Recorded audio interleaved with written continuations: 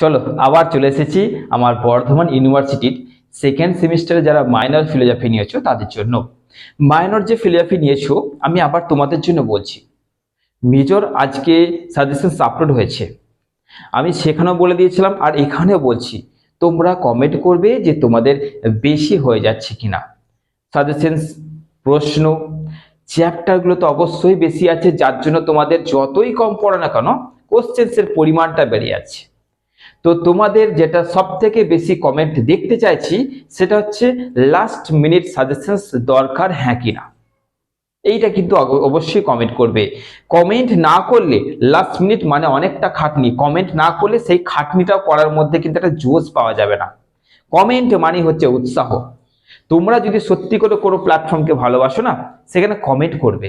তোমরা subscribe share করো না করো, কমেন্ট করবে। কমেন্টটা খুব জরুরি, কারণ সেই মানুষটা, সে আমি হই বা যে কেউ হোক, মানুষটা তোমাদের জন্য দিনরাত এক করছে নিঃস্বার্থভাবে, কোনো স্বার্থ নেই। না সে পরীক্ষা দিতে যাচ্ছ তোমরা। এবং এর মধ্যে সব থেকে যে বড় জিনিস আছে, দিনরাত এক করে যে কোশ্চেন্স তৈরি করছি, একটা কোশ্চেন্সকে তোলার সময় এইটা ভাবি আমরা যে এই কোশ্চেন্সটার উপর ভরসা করে অনেক স্টুডেন্ট পরীক্ষা দিতে যাবে এবং সে এক্সাম হলে এটা পাবে। তো অনেক কিছু ভেবে আমাদেরকে সাজেশনস তৈরি করতে হয়। তো সেখানে লাস্ট মিনিট দরকার যদি এটা কমেন্টে না আসে, তাহলে তো সেই বড় একটা ঝুঁকিটা নেওয়া যাচ্ছে না, তাই না? আর সব থেকে বড় কথা, ওখানে একটা কিন্তু উৎসাহ পাওয়া যায়, একটা জোশ পাওয়া যায়। তো দেখো, এটা তোমাদের দায়িত্ব, তোমাদের লাস্ট মিনিট দরকার কিনা তোমরা অবশ্যই কমেন্ট করবে। কোথা থেকে বলছো, কে বলছো, এটা অবশ্যই সেখানে কিন্তু একটু লিখে দেবে। ওকে, তো চলো দেখে নি মাইনর দর্শনের আজকের সাজেশনস গুলো।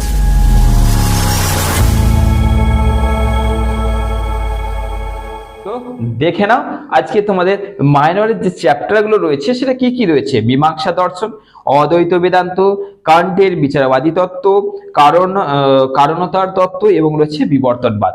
এই যে 5টা অধ্যায় রয়েছে, 5টা অধ্যায় থেকে আমি যতটা পেরেছি কম করে দেওয়ার চেষ্টা করছি, কারণ যতই কম করি না কেন কোশ্চেন্সের পরিমাণ যেন কোথাও একটা বেড়ে যাচ্ছে।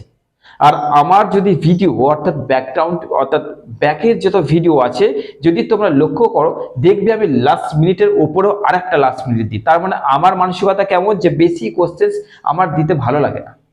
এখানে আমি লক্ষ্য করছি এতটা সিলেবাস হয়ে যাচ্ছে, যেটা ওল্ড সিলেবাসে যারা দর্শন পড়াশোনা করছে তাদের কিন্তু এত সিলেবাস নেই।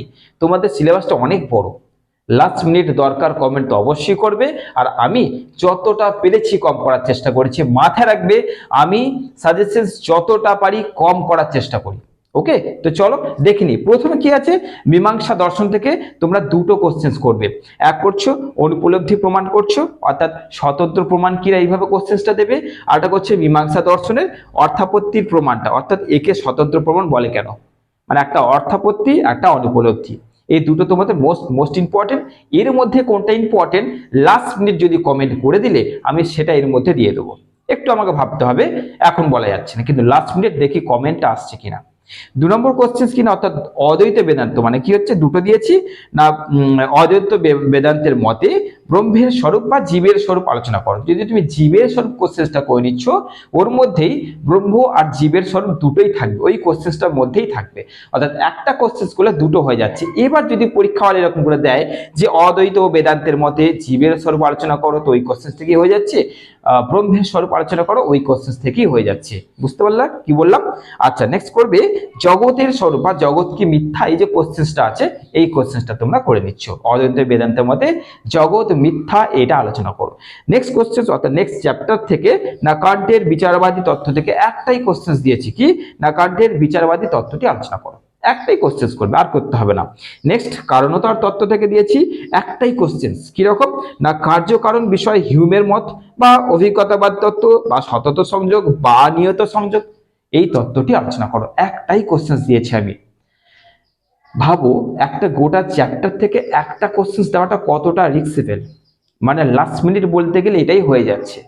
তাও লাস্ট মিনিট যদি কমেন্ট তোমরা করে দিলে তো দেখবে ম্যাজিক্যাল একটা সাজেশন তৈরি করবো, শুধু তোমাদের কমেন্টের অপেক্ষা। নেক্সট লাস্ট চ্যাপ্টার বিবর্তনবাদ কি না যান্ত্রিক ও উন্মেষমূলক বিবর্তনবাদ বা অভিজ্ঞতাবাদের মধ্যে পার্থক্য।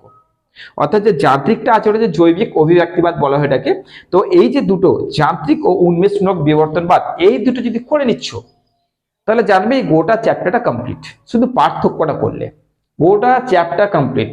এবার তোমাকে দুটো আলাদা করে দিক না, তুমি তো পার্থক্য মানে তো ভালো করেই পড়েছো, তাই না? পার্থক্য মানে ভালো করে করেছো, এবার বৈশিষ্ট্য দিলে তুমি এই পার্থক্য থেকে বৈশিষ্ট্য আলাদা করে বার করতে পারছো। ওকে, তাহলে বোঝা গেল আমি কিভাবে তোমাদের সাজেশন দিলাম। এই প্ল্যাটফর্মের সঙ্গে যুক্ত হও, এই প্ল্যাটফর্মকে সাবস্ক্রাইব করে রাখো, নোটিফিকেশন বেলটাকে অর্থাৎ প্রথমে অল করে রাখো। এই সব কথা বলার আমার সময় নেই, আমি বলিও না, কোনো ভিডিওতে আমি এইসব বলতে যাই না। তোমরা লক্ষ্য করবে SN একাডেমি কোনো ভিডিওতে তোমরা সাবস্ক্রাইব করো, এই করো ওই করো, তোমরা এক্সাম হলে যদি উপকার পাও তোমরা নিজেরাই করবে। তাই তোমরা আগে এই জায়গাটার পরীক্ষা নাও, তোমরাও পরীক্ষা দাও, ভালো করে দেখো যে কোশ্চেন গুলো আসছে কি আসছে না। এমনি তোমরা সাবস্ক্রাইব করবে, এমনি শেয়ার করবে, আমাকে আর বলতে হবে না। আমি ওই মতে বিশ্বাসী, আমি ওই জন্য আমাকে বলছি পরীক্ষা নাও, তোমরাও পরীক্ষা দাও, তারপরে তোমরা কি করবে সেটা তোমাদের সিদ্ধান্ত। চলো আর বেশি কথা বলছি না, একটা কথা আবার বলছি, লাস্ট মিনিট দরকার হ্যাঁ কিনা এটা জানাবে, পরীক্ষার আগেই কিন্তু বলতে হবে।